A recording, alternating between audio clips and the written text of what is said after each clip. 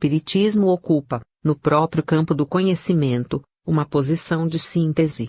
Seus aspectos fundamentais de ciência, filosofia e religião se encontram e se fundem no delta da pedagogia, para o qual confluem todas as águas da cultura.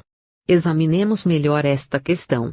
No campo do conhecimento, a ciência nasce da prática, do fazer do homem no mundo, a filosofia brota da razão, do pensar do homem sobre o mundo, a religião surge da afetividade, do sentir do homem no seu viver no mundo.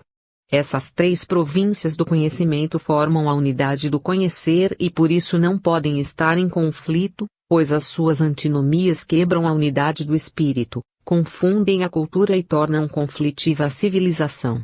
Consequência inevitável é o conflito no campo educacional.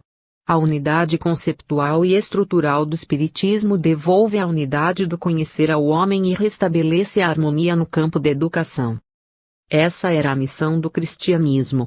Mas o próprio Cristo nos advertiu que ela só poderia ser realizada no tempo, na proporção em que a evolução espiritual do homem o levasse às condições necessárias. Daí a sua promessa de nos enviar o Espírito da Verdade, que nos conduziria a toda a verdade, permitindo-nos a compreensão total do seu ensino. A expressão Espírito da Verdade é simbólica. Representa no Evangelho aquilo que John Murphy, em sua obra Origines et Histoire des Religions, chama de espírito de civilização. Kardec, no primeiro capítulo de A Gênese, explica o porquê de o espiritismo só haver surgido em meados do século passado, quando o desenvolvimento científico e filosófico, a revelia da estagnação teológica, permitiu ao homem encarar os fenômenos espíritas como fatos naturais, suscetíveis de análise e explicação racional. Cabe ao espiritismo completar a missão do cristianismo. Cabe à educação espírita devolver ao espírito a sua unidade. A ciência, empolgada por sua capacidade de investigação e produção, pela descoberta da técnica, julgou-se capaz dessa tarefa. Antes dela, o catolicismo criou a unidade religiosa da Idade Média, que jamais se tornou completa e custou o preço elevadíssimo do fanatismo e da crueldade. Augusto Comte supôs que a aparente unidade medieval podia ser restabelecida através da ciência, após o Renascimento, e atirou-se à aventura do positivismo. Sua intuição filosófica, nascida daquele instinto espiritual a que se referiu Kardec, e que está vigilante em nosso inconsciente, levou afinal à compreensão da necessidade de uma religião racional e a fundar a religião da humanidade, que seria a herdeira do catolicismo no mundo moderno. A exigência de união da fé com a razão foi uma constante do espírito francês, como vemos pelo episódio da religião da razão na Revolução Francesa. Mas essa exigência só poderia ser atendida mais tarde, através de Kardec, com a religião espírita. Vemos assim que as conotações históricas e culturais justificam plenamente o desenvolvimento natural da educação espírita em nossos dias. Essa educação, por sua vez, exige a elaboração das formas orientadoras da pedagogia espírita. E sintomático o fato de nos vir também da França a primeira grande tentativa nesse sentido, como o Traité de Pédagogie Générale de René Hubert. Esse tratado nos mostra que Hubert é espírita por intuição, em virtude do instinto espiritual que traz no seu inconsciente. Sua afirmação de que o espírito é a lei do ser na existência e toda sua posição no trato dos problemas educacionais o coloca numa perfeita relação com o pensamento espírita. Faltou à sua obra o esclarecimento do problema da reencarnação e suas profundas implicações educacionais e pedagógicas. Mas embora não o aborde de maneira direta, Hubert o aflora, como faz também Kirchensteiner, o grande pedagogo alemão que foi, por assim dizer, o parceiro europeu de Dewey na reforma educacional do nosso tempo. Segundo Kirchensteiner, a educação é um ato imanente e necessário de toda a sociedade humana e não visa um objetivo natural que o homem isolado pudesse alcançar por si mesmo, pois o ser espiritual não é um animal levado a certo grau de perfeição, mas uma síntese original e única dos valores culturais, pois cada homem organiza esses valores em sua consciência ao seu modo e conforme a sua individualidade. E conclui, A pedagogia é um ramo especial das ciências do espírito e se funda no conceito de cultura. Essa interpretação sociológica da educação extravasa dos limites estreitos da sociologia atual ao definir o homem como ser espiritual. Por outro lado, a organização dos valores culturais na consciência, obedecendo a um princípio de individualização, requer condições evolutivas que somente o princípio da reencarnação poderia explicar. Os meios culturais europeus, e isso foi anotado por Hubert em seu tratado, não poderiam aceitar a questão das vidas sucessivas de maneira pacífica. Kirchensteiner na Alemanha e Hubert na França não poderiam aprofundar o problema do ser espiritual em termos pedagógicos. Mas o tempo avançou e surgiram entre nós as escolas espíritas, dando nascimento à educação espírita como um ato imanente e necessário da nossa sociedade espírita. Agora não há apenas condições favoráveis, mas a exigência imperativa da elaboração de uma pedagogia adequada ao desenvolvimento dessa nova forma de educação. A revista Educação Espírita procurou criar condições, desde 1970, para que pudesse surgir entre nós a resposta necessária ao desafio das escolas espíritas. Por 4 anos circulou a revista e nem sequer se esboçou a possibilidade dessa proposta. Sentimos-nos obrigados a esboçá-la neste compêndio, na esperança de estimular especialistas espíritas mais bem dotados a contribuírem com suas luzes e suas experiências para a orientação pedagógica da educação espírita em nosso meio. E também na esperança de oferecer às escolas espíritas, de todos os graus de ensino, algumas sugestões que possam auxiliá-las no desenvolvimento de seus trabalhos. O desconhecimento e a incompreensão do assunto são ainda tão espantosos entre nós que nos encorajam a esta audaciosa tentativa. Esquema da pedagogia espírita. Como exigência natural do desenvolvimento das sociedades humanas, a educação é um processo que se revela espontaneamente no meio social. Antecede, portanto, à pedagogia. As pesquisas sobre a educação primitiva, entre tribos selvagens, demonstraram que onde houver um pequeno aglomerado humano isolado surgirá inevitavelmente uma forma rudimentar de educação. Nas tribos as crianças são realmente recebidas como criaturas estranhas que não conhecem o sistema de vida, as crenças e os rituais do grupo. Mas como chegam através do nascimento devem ser bem recebidas e tratadas com atenção e carinho. Não obstante, são conservadas em observação e numa posição marginal durante boa parte da segunda e da terceira infâncias, como estrangeiros. Sua integração na tribo vai se fazendo aos poucos, graças ao instinto de imitação. Mais ou menos à altura da puberdade começam a ser iniciados nas crenças e nos ritos da tribo. Mas ao contrário do que geralmente se pensa, ao tratar de selvagens, essa educação natural se caracteriza pela bondade e tolerância. Os pais e os adultos em geral respeitam na criança os seus impulsos e os seus caprichos. Muitos observadores se espantam com a falta de castigo e repressões violentas dos adultos contra crianças que os atrapalham, que não raro lhes perturbam os afazeres. A descoberta dessa forma de educação tolerante serviu para mostrar aos pedagogos o verdadeiro sentido da educação. Sua finalidade não é coagir os educandos a entrosar-se num determinado sistema de vida, numa estrutura social, mas atraí-los com brandura e persuasão para essa integração. Poderíamos considerar os ritos de iniciação como o início da educação formal nas tribos. Em geral é nesses ritos, já na puberdade, que a criança recebe um nome e é submetida a tatuagens e sinais físicos de que pertence à tribo. Entre esses sinais se encontra, em certas tribos, a circuncisão usada pelos judeus. Hubert acentua que nesse momento é que a criança nasce realmente para a tribo. Perde o seu nome infantil, simples apelido, adquire um nome significativo e nasce para a vida tribal. Os ritos de iniciação são geralmente brutais, mas decorrem da necessidade de preparar o menino para enfrentar a vida na selva. Deve aprender a suportar dores, torturas, privações, a fim de tornar-se um membro digno da tribo. Os processos de educação em Esparta tinham muitos desses resíduos bárbaros. Já em Atenas os resíduos cediam lugar a novos métodos e surgiam princípios decorrentes da reflexão filosófica sobre o ato de educar. A pedagogia nasceu em Atenas, juntamente com a filosofia, diz Hubbert, e isso não obstante a existência de modalidades pré-pedagógicas nas grandes civilizações orientais. Essas modalidades se constituem mais de preceitos religiosos e morais do que reflexões sobre os problemas educacionais. A pedagogia se define como estudo da educação, análise do processo educativo, com a finalidade não só de conhecê-lo mas também de orientá-lo, graças à descoberta das leis que o regem. Sua definição mais precisa, segundo nos parece, é a de teoria geral da educação. Distingue-se da filosofia da educação por abranger todos os aspectos do processo educacional e penetrar no próprio campo da prática.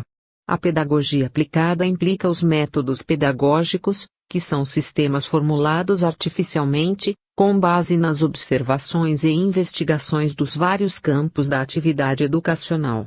Implica ainda a utilização dos dados da biologia, da psicologia, da sociologia, da ética e assim por diante, que fornecem à pedagogia as informações necessárias sobre o educando. Atualmente a utilização de recursos tecnológicos enriquece o campo das aplicações pedagógicas.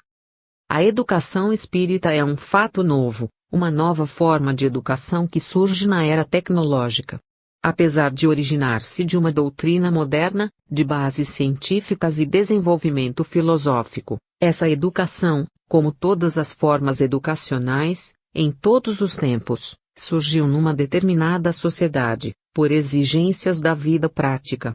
A propagação do espiritismo em nosso país e na América, mas com maior acentuação em nossa terra, propiciou a formação natural de uma nova subestrutura na sociedade brasileira. Esse é um dado sociológico importante para a elaboração da pedagogia espírita.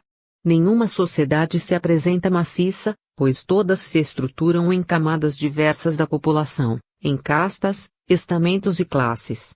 Mas também as correntes religiosas fazem parte da estrutura social e participam ativamente da sua dinâmica. Cada subestrutura constitui uma espécie de mosaico na formação da estrutura geral da sociedade e funciona como uma pequena sociedade. A educação espírita é um produto natural e espontâneo da sociedade espírita.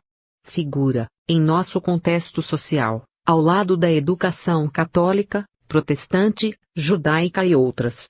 Os que estranham de falarmos em educação espírita e chegam às vezes ao cúmulo de censurar-nos, nada mais fazem do que confessar de público a sua ignorância nesse campo básico da cultura.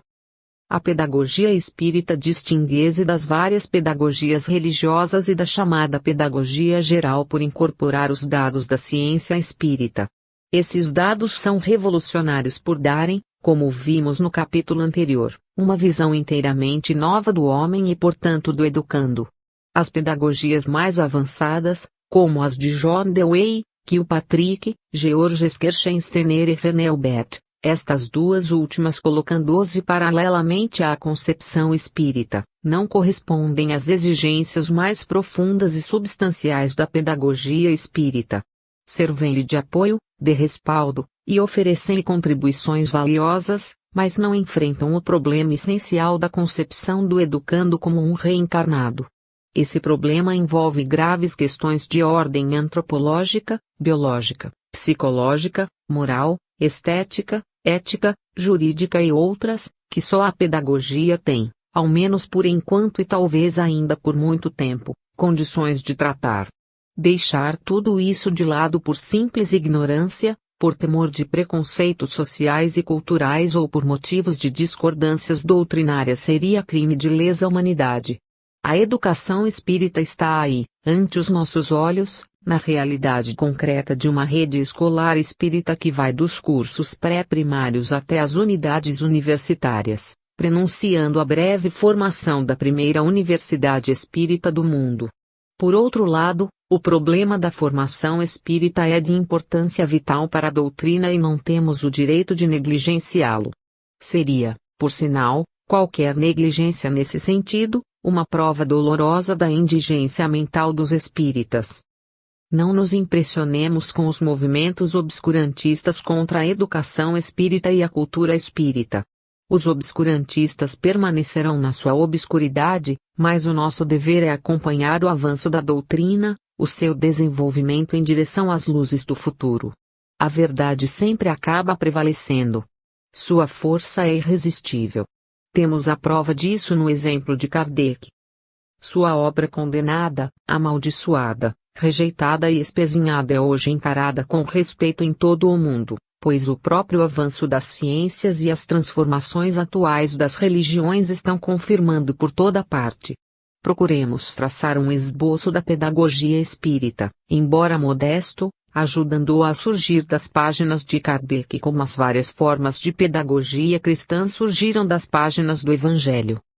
Pedagogia espírita, esboço geral. Bases históricas. As primeiras referências à educação espírita foram feitas por Kardec na Revista Espírita, revelando o aparecimento de um novo tipo de educação familiar na França, em Paris. Escreveu Kardec, na Revue de fevereiro de 1864, um artigo sobre o que observara numa família parisiense em que as crianças recebiam educação moral baseada no espiritismo. Suas palavras finais nos provam o seu entusiasmo pelo que pôde então observar. Ele, o espiritismo, já prova sua eficácia pela maneira mais racional porque são educadas as crianças numa família verdadeiramente espírita. No Brasil tivemos bem cedo a transição dessa nova forma de educação para o plano da escolarização. Coube a Eurípedes Barçanufo a instalação do Colégio Allan Kardec, em Sacramento, Minas Gerais, juntamente com um ex-aluno do famoso Colégio do Caraça, também em Minas, dirigido por padres católicos. A instalação dessa primeira escola espírita brasileira verificou-se em 1909. Dessa escola surgiria mais tarde o Colégio Pestalozzi, de Franca, fundado por um aluno de Eurípedes, o Dr. Tomás Novelino, médico, e sua esposa, a professora Maria Aparecida Novelino. Esse colégio é hoje uma grande e respeitada instituição e dele surgiu a Faculdade de Educação, Ciências e Tecnologia, já instalado em pleno desenvolvimento. Estes dados terão de ser acrescidos por pesquisas posteriores, já em andamento. Mas os dados históricos da pedagogia espírita não se resumem à história da educação espírita. Eles ressaltam, sobretudo, de um exame das raízes da pedagogia espírita na história da pedagogia geral, bem como de um estudo dos antecedentes representados pelas formas da pedagogia judaica e da pedagogia cristã. Trabalhos a respeito foram publicados no N Graus 3 da revista Educação Espírita, referente a dezembro de 1972. Bases científicas. As bases científicas da pedagogia espírita decorrem das investigações científicas da Sociedade Parisiense de Estudos Espíritas sobre as condições do espírito no mundo espiritual, suas manifestações mediúnicas e sua condição ao reencarnar-se. Esses dados são acrescidos pelas pesquisas espíritas em plano universitário e particularmente pelas informações de livros como A Personalidade Humana, de Friedrich Miers. As experiências psicológicas e parapsicológicas atuais mormente no tocante às investigações sobre o inconsciente e a percepção extrasensorial, fornecem dados significativos para o conhecimento pedagógico dos mecanismos mentais. As pesquisas sobre a reencarnação e as pesquisas mais recentes sobre o corpo bioplasmático dão a contribuição tecnológica para a explicação da estrutura real do educando. A psicologia evolutiva da infância e da adolescência oferece também elementos básicos para a compreensão dos processos mentais e psíquicos do educando.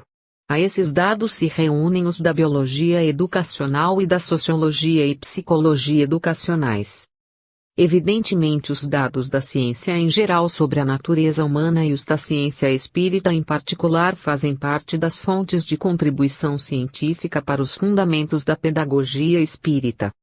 Bases religiosas. A pedagogia espírita não poderá desprezar os dados da experiência religiosa em geral, pois essas experiências, embora interpretadas de maneira sectária pelas várias religiões, poderão oferecer interesse na configuração de um aspecto importante da personalidade humana. As investigações sobre a origem das religiões e sua história podem também fornecer dados psicológicos e espirituais importantes. Mas a principal fonte desses dados estará certamente nos fatos mediúnicos e nas obras psicografadas que tratam do aspecto religioso do espiritismo. Estudos e experiências devem ser desenvolvidos por psicólogos e parapsicólogos espíritas sobre a tese doutrinária da lei de adoração e suas manifestações. Nesse sentido, a antropologia cultural e a história das religiões poderão também oferecer dados importantes. A psicologia das religiões será de grande interesse para o levantamento dos problemas psicológicos referentes às manifestações da referida lei. A tese de Richetti sobre o condicionamento à crença e o estudo dos padrões de memória e sua influência na percepção extrasensorial, no campo das pesquisas parapsicológicas, contribuirão para o esclarecimento dos problemas anímicos e de muitas das supostas fraudes na atividade mediúnica. Em todos esses campos devem buscar-se elementos informativos sobre os mecanismos psíquicos na relação do homem com os fenômenos paranormais. Bases filosóficas. As bases filosóficas imediatas da pedagogia espírita estão na filosofia espírita, mas a filosofia geral, a história da filosofia e particularmente as filosofias da existência e a teoria fenomenológica podem oferecer contribuições significativas para a boa orientação pedagógica no tocante aos problemas da estruturação teórica. A metodologia filosófica moderna e contemporânea possui elementos aproveitáveis e sugestivos para a descoberta de novas perspectivas na investigação pedagógica. O estudo da filosofia moral, da filosofia da educação, e em especial da antropologia filosófica e da ontologia podem fornecer elementos e sugestões para a boa colocação do problema do ser na pedagogia espírita. Bases estéticas. As pesquisas estéticas, modernas e contemporâneas, a história da arte, a filosofia da arte, as experiências atuais no campo das artes plásticas, das artes gráficas, da música, da poética, da literatura em geral são fontes indicadas para a boa colocação do problema da arte pedagógica ou arte de ensinar e educar. Recursos visuais, auditivos e plásticos podem ser aplicados à prática pedagógica para maior eficiência do processo educativo e do ensino. A emoção estética pode ser melhor pesquisada nesse campo do que propriamente no dos ensaios a respeito. As bases estéticas da pedagogia espírita correspondem à exigência de esclarecimento da função da arte no aprimoramento da sensibilidade, de sua contribuição para o equilíbrio psíquico e desenvolvimento moral. A integração do ser em sua consciência estética deve ser um dos objetivos principais da pedagogia espírita. Bases práticas. As bases práticas da pedagogia espírita se referem às formas educativas de sentido utilitário, a educação física, a educação corporal, a educação sexual, a educação profissional e assim por diante. As bases práticas da pedagogia espírita, para essas múltiplas formas de educação, não podem restringir-se ao aspecto formal dessas disciplinas pedagógicas. Em todos esses campos há conotações com os problemas do espírito, pois este constitui o fundamento de todas as atividades humanas. A orientação filosófica, estética e ética, as implicações religiosas, os problemas da relação alma-corpo, as questões de higiene e rigidez, o equilíbrio orgânico, a luta contra a fadiga e o desgaste, as questões referentes às crises periódicas do desenvolvimento corporal e do seu declínio, e outras várias questões estão naturalmente envolvidas na preparação do educando para a vida prática. O estudo da paideia grega seria uma fonte valiosa para a melhor compreensão de todas essas questões. Para não ir mais longe, dando apenas uma visão, ao leitor ou ao estudante, da complexidade da pedagogia espírita, ficaremos por aqui na apresentação do nosso esboço geral. A finalidade da pedagogia espírita é orientar o desenvolvimento da educação espírita, fornecendo-lhe todos os elementos capazes de disciplinar a ação educativa nas escolas espíritas. Essa razão porque achamos conveniente esboçar um quadro geral das principais diretrizes que serão fatalmente defrontadas pelos estudiosos que desejaram contribuir para o êxito dessa nova forma de educação. Seria bom que os professores espíritas se interessassem pelo exame desse esboço, pois mais hoje, mais amanhã, poderão ser convocados pelo alto para uma contribuição num desses setores. No momento teremos de nos restringir a alguns aspectos mais urgentes, que correspondem às necessidades imediatas das escolas já existentes. No capítulo seguinte e nós, posteriores, os interessados encontrarão o exame dos problemas imediatos e poderão situar-se na área que acharem mais adequada às suas tendências e preferências, ou às suas experiências vividas nas lides educacionais. Não temos a pretensão de trabalhar isoladamente nesse campo tão vasto, complexo e de tão urgente necessidade de exploração pelos professores espíritas. É necessário que façamos um verdadeiro mutirão pedagógico para respondermos ao desafio presente da educação espírita em nossa terra.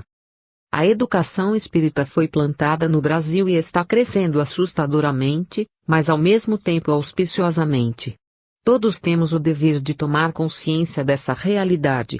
Uma educação sem pedagogia é um barco sem bússola. Não haverá no professorado espírita brasileiro, tão numeroso, alguns elementos dispostos a esse voluntariado? Cumpramos o nosso dever nesta hora de transição cultural, quando vemos no horizonte os primeiros clarões da cultura espírita.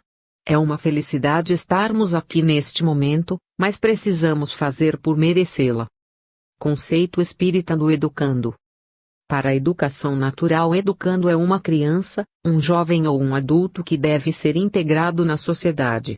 Essa integração é principalmente cultural, mesmo nas tribos selvagens. Nas civilizações o processo de integração é mais complexo, mas nem por isso estamos inteiramente libertos do primarismo das selvas. A exploração comercial da educação é um mal cujas consequências sociais ainda não podemos avaliar. Por isso Rousseau manifestava tão grande desprezo pelos colégios solenes do seu tempo. Os educadores são profissionais do ensino e isso os leva a esquecer os problemas educacionais. Envolvidos nas exigências da vida prática, aturdidos com o número de aulas que precisam dar por dia a fim de suprir suas necessidades essenciais, perdem o contato com os livros básicos, esquecem facilmente o que aprenderam nas escolas, em geral para passar nos exames, e passam a encarar os educandos como alunos insubordinados que só servem para exasperá-los. Vivem em estado de estresse, de tensão permanente, prontos a estourar a qualquer momento.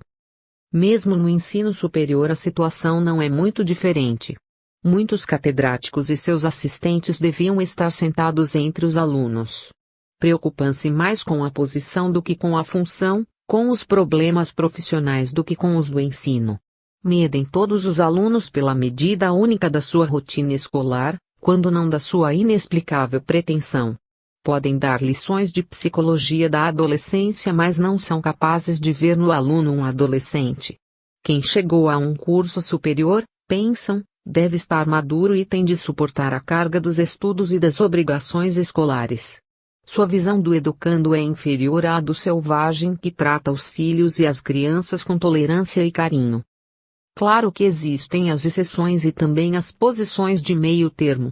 Mas no geral a situação é essa. Continuam no plano da educação natural, ou seja, do processo educativo que é ato imanente da sociedade, sem o estudo, a análise, a reflexão da sistemática pedagógica. Esquecem mesmo o simples dever de cordialidade das relações humanas comuns. Um professor de psicologia está pronto a analisar as atitudes do aluno na pauta das interpretações patológicas, dos possíveis complexos ou tendências mórbidas. Não lhe ocorre que o aluno é dotado de uma realidade subjetiva individual que lhe confere personalidade, condição psicológica específica. Por outro lado, as exigências burocráticas da administração escolar, seja particular ou pública, tendem a sobrecarregar cada vez mais o professor, roubando-lhe as últimas possibilidades de lazer para a leitura, o estudo, a reflexão. Preso na engrenagem triturante dos deveres profissionais, O professor perde os últimos lampejos dos seus sonhos de estudante e chega mesmo a esquecer que já foi aluno e teve de suportar as exigências descabidas e a intolerância dos mestres. O chamado refinamento das técnicas administrativas não leva em consideração a situação especial do professor. A tendência é de considerá-lo como simples funcionário de empresa. Não podemos acusá-lo por ser vítima do ilogismo de um século de pragmatismo agudo.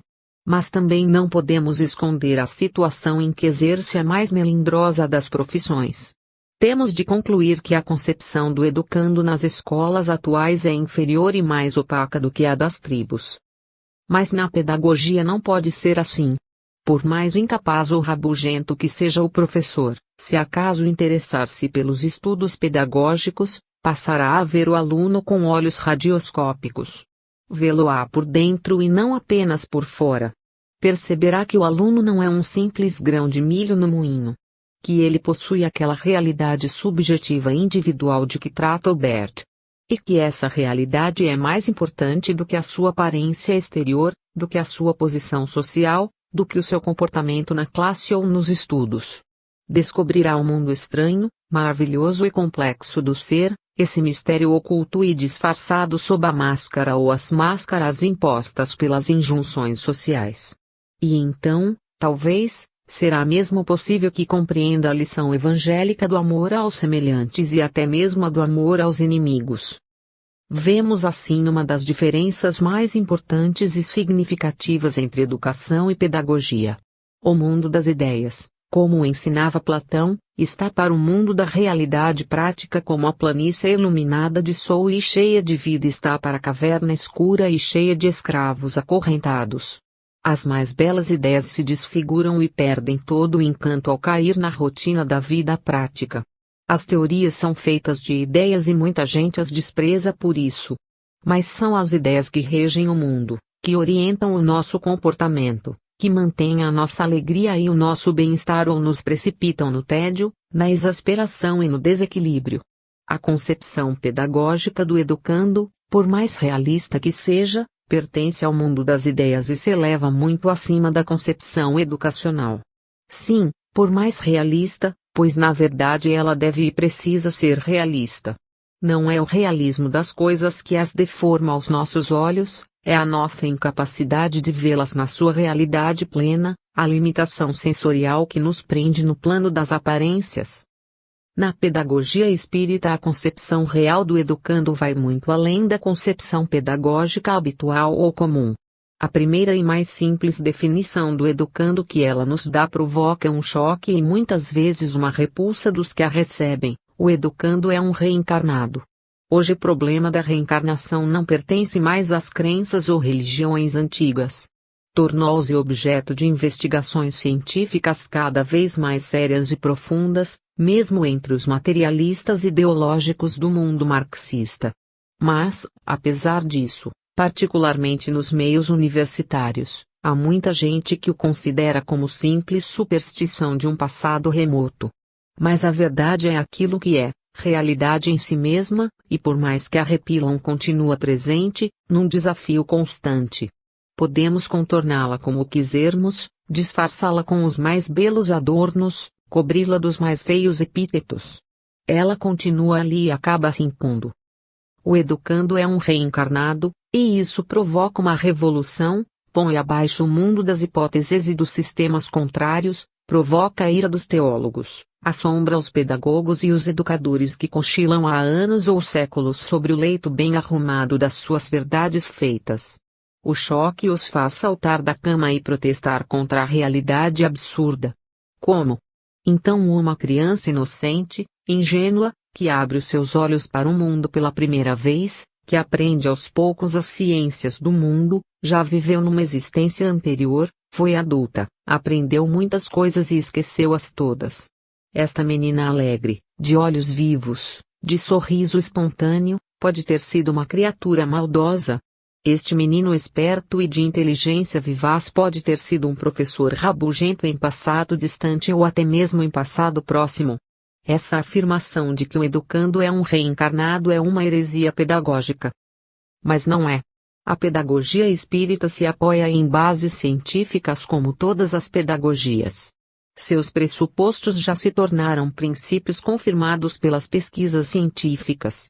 Por sinal que não eram pressupostos, eram verdades comprovadas pela pesquisa espírita, mas refutadas com argumentos, não com pesquisas, mas com palavras, pelas ciências positivas, o que é positivamente uma atitude contrária ao próprio espírito científico.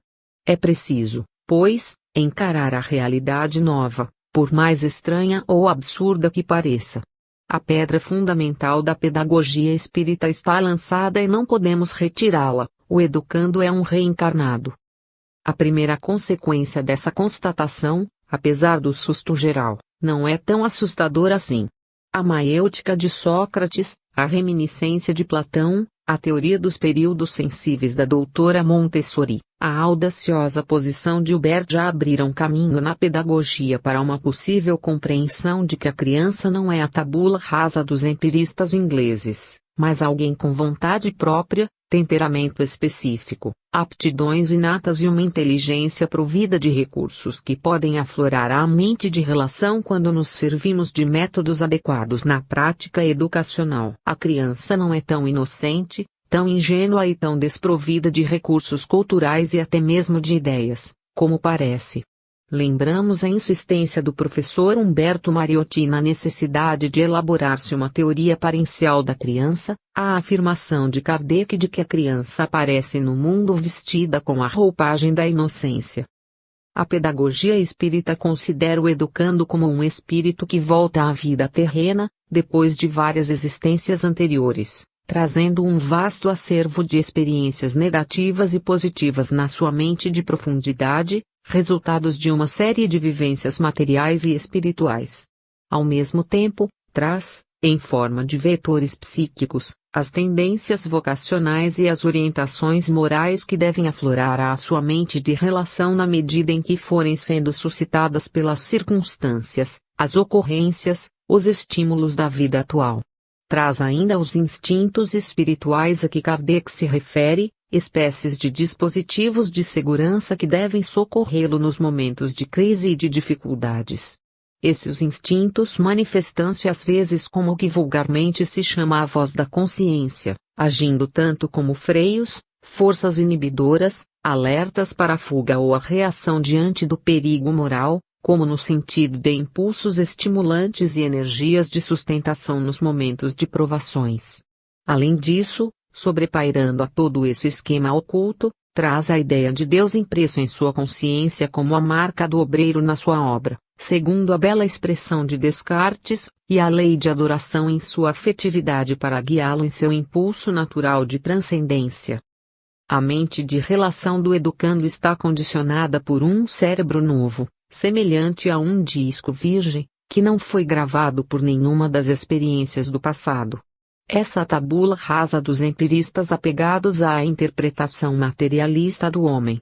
Mas hoje, que a memória extracerebral se comprova cientificamente, é fácil compreendermos que esse disco virgem, ao receber as primeiras gravações da memória atual, deve provocar o afloramento de experiências semelhantes da memória de profundidade, que também se gravam como acréscimos na mente de relação. E essa é uma lei mental conhecida, a de associação de ideias ou de emoções. Por isso, na proporção em que a criança se desenvolve, em que o jovem se forma, as experiências da vida atual se enriquecem com os acréscimos provindos do inconsciente. A explicação do gênio, diz Mies, nos é dada por essa dinâmica do psiquismo, na invasão constante de correntes mentais e emocionais do inconsciente na área do consciente. As pesquisas de Mies, Henri Sidgwick e Edmond de Gournay resultaram na publicação da obra A Personalidade Humana The Human Personality, em fins do século passado, e hoje se confirmam nas investigações da psicologia profunda e da parapsicologia. Essa realidade comprovada do dinamismo do inconsciente e suas relações com o consciente levou o professor Rykov, da Universidade de Moscou, a iniciar a pesquisa da memória extracerebral para explicar os estados psicológicos de perturbação do comportamento em numerosos pacientes. A ciência soviética, apesar de seu materialismo aparentemente irredutível, teve de enfrentar o desafio da reencarnação, na esperança de superar pelas provas científicas o desafio da velha superstição. Hoje, informou-nos pessoalmente o professor Amendras Nath Banerjee, da Universidade de Rajasthan, na Índia, que visitou recentemente a Rússia em missão científica. Mais de 200 cientistas soviéticos se empenham nessa pesquisa.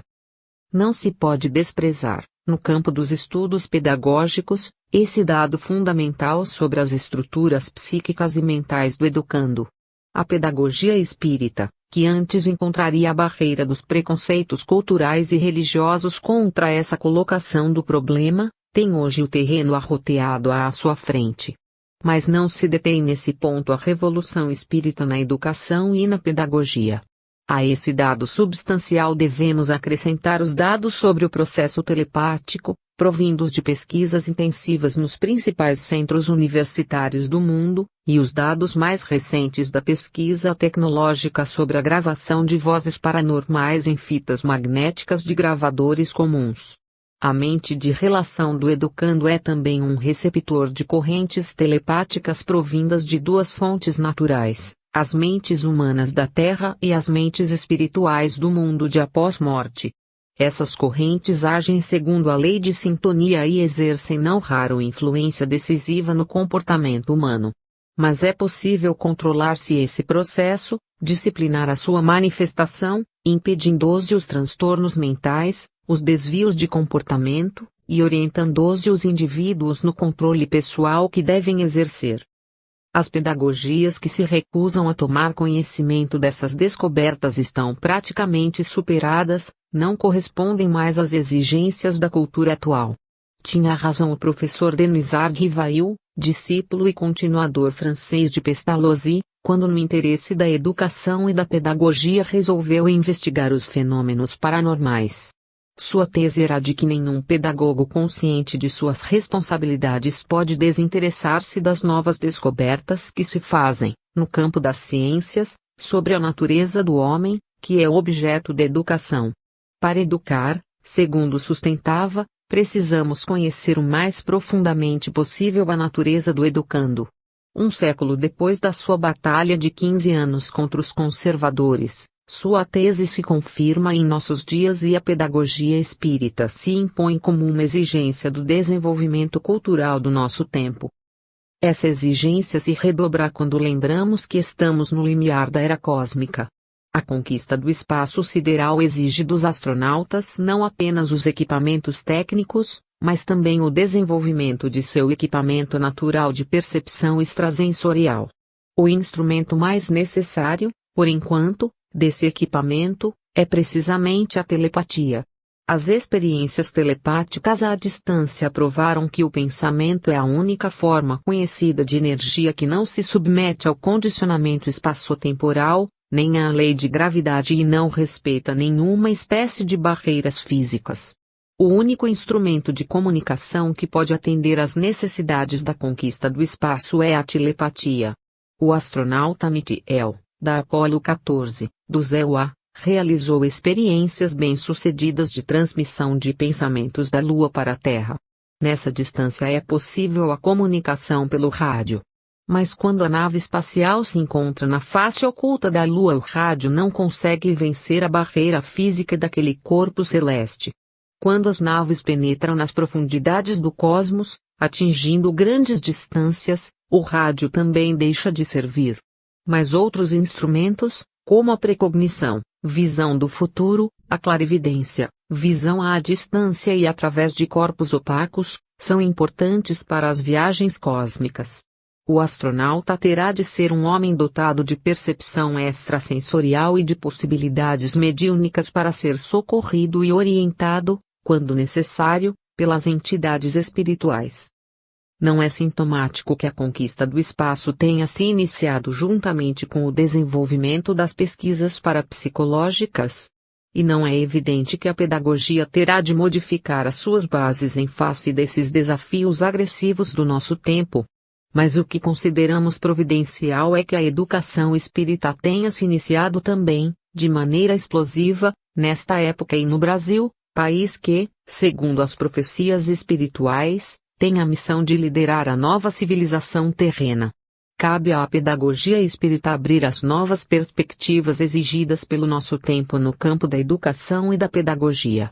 Só uma pedagogia dotada desses dados científicos recentes, e apoiada numa tradição espiritual de pesquisas e descobertas de tipo científico nesse terreno, está em condições de aceitar e responder positivamente aos desafios desta fase de transição.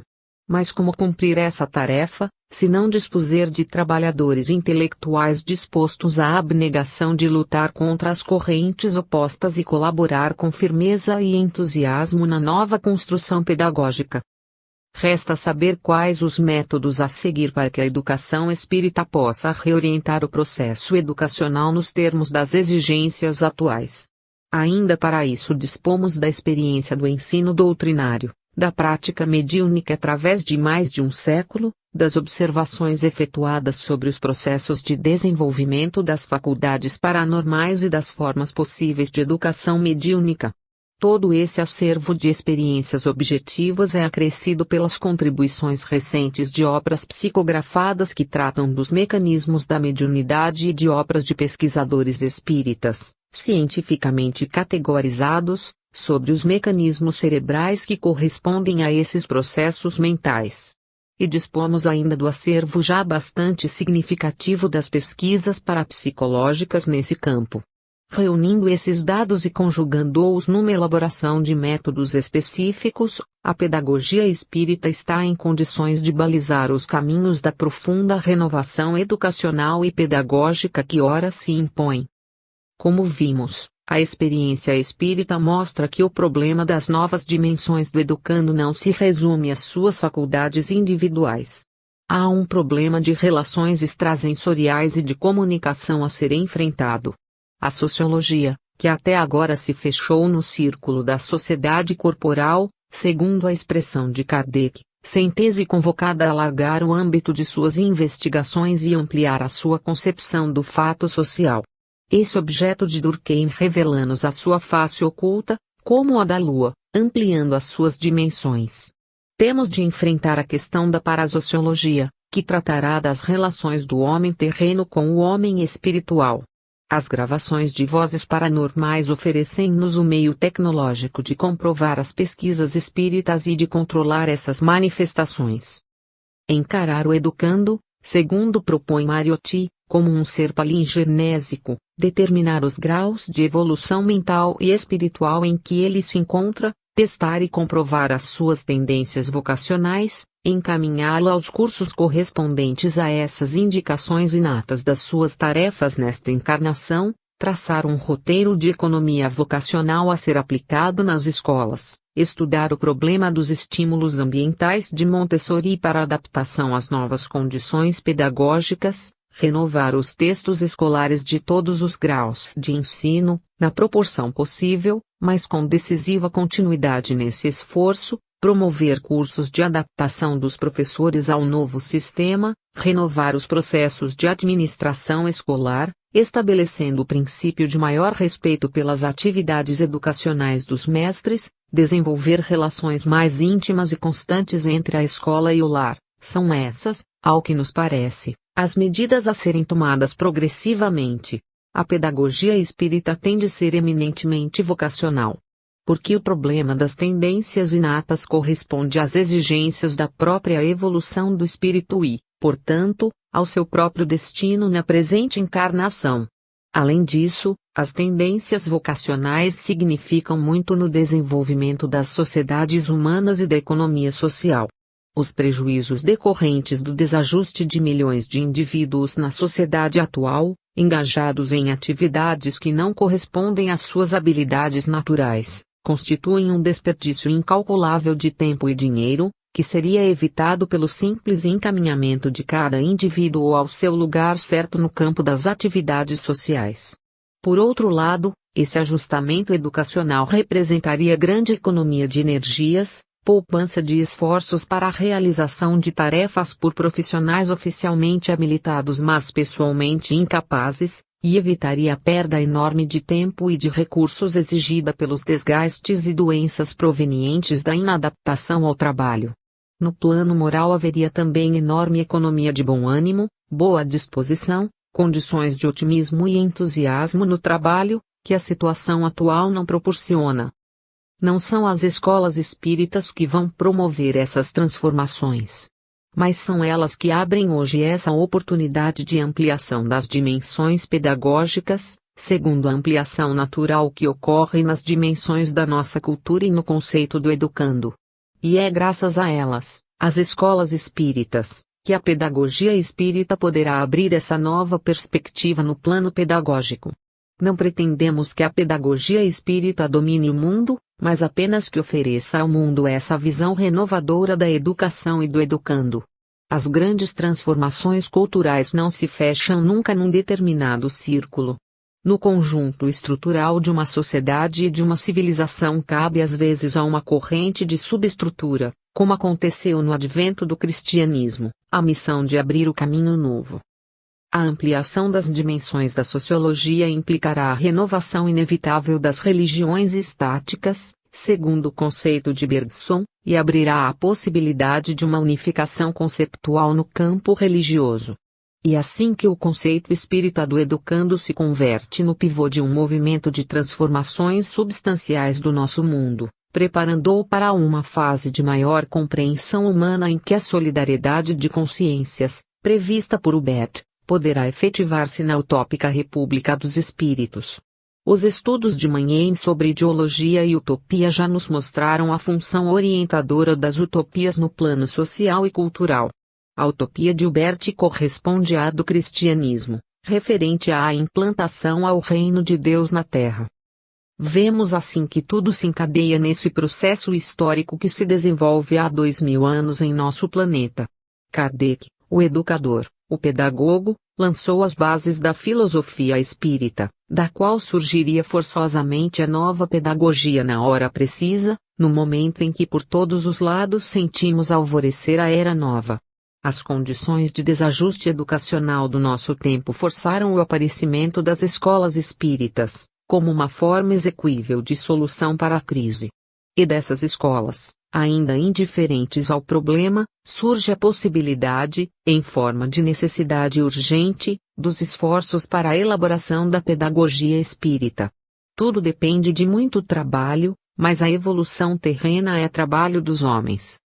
O educando excepcional. O problema do educando excepcional vem sendo tratado com a devida atenção e através das técnicas modernas no meio espírita.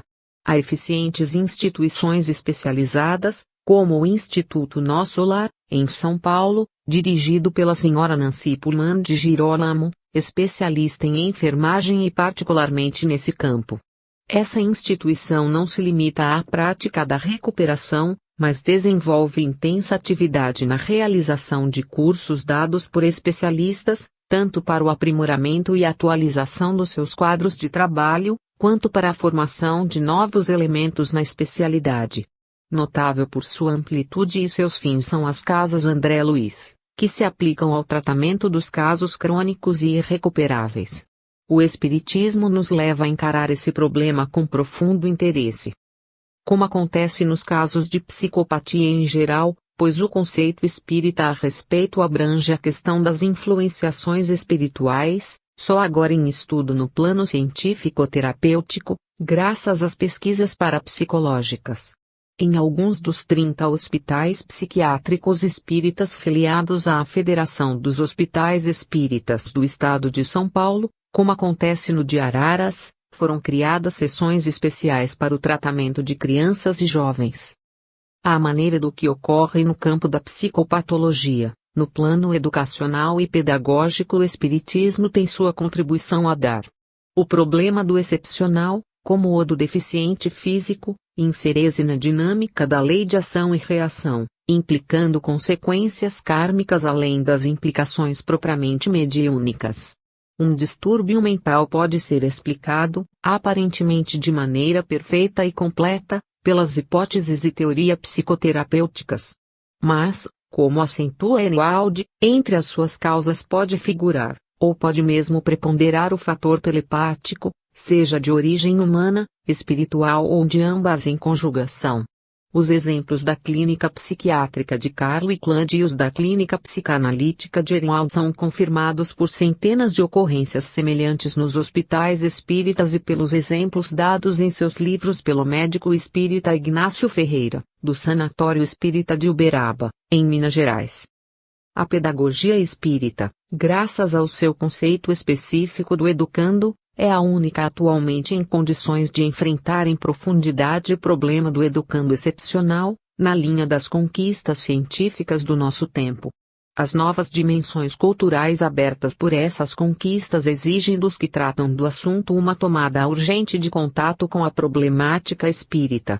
Por outro lado, as escolas espíritas têm um papel fundamental e pioneiro a desenvolver nesse terreno, o que bastaria para justificar a existência dessas escolas, não fossem as justificativas mais amplas e gerais que já expusemos.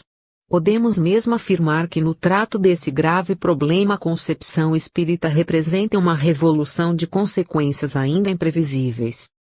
A designação genérica de excepcional, usada atualmente para todos os casos de exceção, justifica-se no plano convencional, mas do ponto de vista metodológico não nos parece acertada. As diferenças específicas entre os excepcionais deficientes e os de ordem evolutiva são demasiado significativas para permitirem essa classificação única. Os primeiros são deficientes e os segundos são superdotados. O normal, como assinala Albert, é mais uma classificação de tipos médios do que de um tipo precisamente definido. Abaixo do normal estão os deficientes, bem caracterizados por sua condição patológica, mas os que estão acima do normal revelam uma condição superior que não comporta a suspeição de anormalidade. Precisamente para evitar as confusões do passado nesse terreno, Miers criou o termo paranormal, hoje vulgarizado pela parapsicologia. A teoria lambrosiana do gênio como portador de um desequilíbrio constitucional, pelo desenvolvimento exagerado do intelecto, está decisivamente rejeitada a partir das pesquisas geniais de Miers e pelas atuais revelações das pesquisas parapsicológicas. No Espiritismo, essa teoria de Lombroso é rejeitada pela teoria da evolução espiritual do homem e pelas pesquisas de Kardec sobre os idiotas, provando que as deficiências mentais decorrem de desajustes no paralelismo psicofisiológico das funções cerebrais. Essas pesquisas de Kardec estão hoje confirmadas pelas pesquisas parapsicológicas, através das quais especialistas contemporâneos demonstraram que no campo de psi, ou seja, da fenomenologia paranormal, a capacidade de percepção extrasensorial dos deficientes mentais é a mesma das pessoas normais. A teoria de Heine sobre a natureza extrafísica da mente, que Vassili tentou improficuamente refutar através de suas pesquisas na URSS, atualiza no campo científico dos nossos dias a teoria espírita e as conclusões experimentais de Kardec. Por outro lado, os debates sobre a natureza residual ou transcendente das funções psi no homem foram resolvidos pela maioria absoluta dos investigadores mais representativos a favor da transcendência.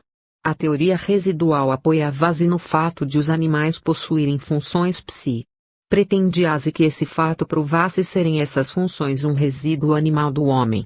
A tese vitoriosa é a que considera essas funções como um novo passo na evolução humana, segundo Miers já demonstrara em suas pesquisas.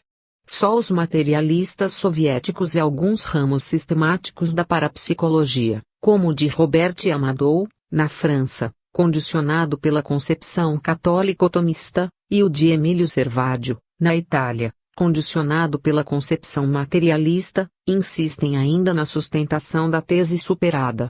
Querer reduzir uma faculdade humana superior, que amplia as possibilidades de percepção do homem de maneira a adaptá-lo às exigências da pesquisa cósmica é evidente absurdo que só o esquematismo rígido de uma posição dogmática pode explicar.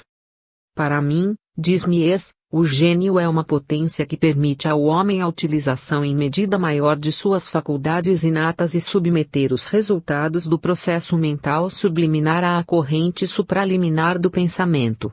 Como se vê por essa declaração, O gênio é um homem cuja evolução espiritual lhe permite maior flexibilidade nas relações entre a mente de relação e a mente de profundidade. Mas, para evitar interpretações errôneas e absurdas, como a que hoje é difundida entre nós por um sacerdote travestido de parapsicólogo, Myers acrescenta: não se pense que estou afirmando a superioridade intrínseca do subliminar em relação ao supraliminar. O que digo é que o homem de gênio representa o tipo acabado do homem normal pela sua possibilidade de utilizar mais elementos de sua personalidade do que o homem comum. Essa distinção entre o comum e o normal, feita por Myers, baseia-se numa precisão metodológica que contrasta com a falta de precisão da aplicação generalizada do termo excepcional.